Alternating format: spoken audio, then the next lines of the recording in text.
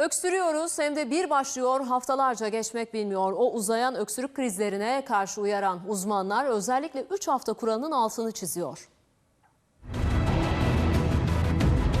Bilmiyoruz, garip bir şey. Şu anda mesela şirkette de birçok kişi hasta. Maalesef bu sene 3 tane virüsün ayrı ayrı salgını meydana geldi. Rinovirüs, RSV, influenza salgını.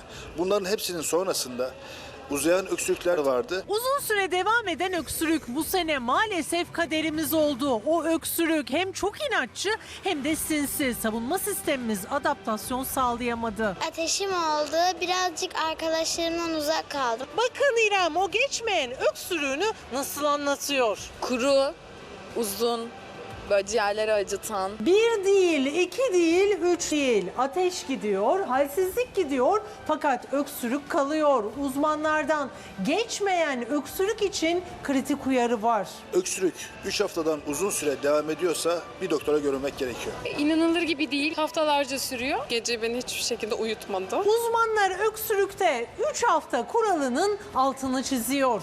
Özellikle yaş 50'nin üzerindeyse, sigara varsa, bununla beraber balgamdan kan geliyorsa, halsizlik, kırgınlık varsa ve öksürüğünüz 3 haftadan uzun süre devam ediyorsa kesinlikle bir doktorun görmesi gerekiyor size.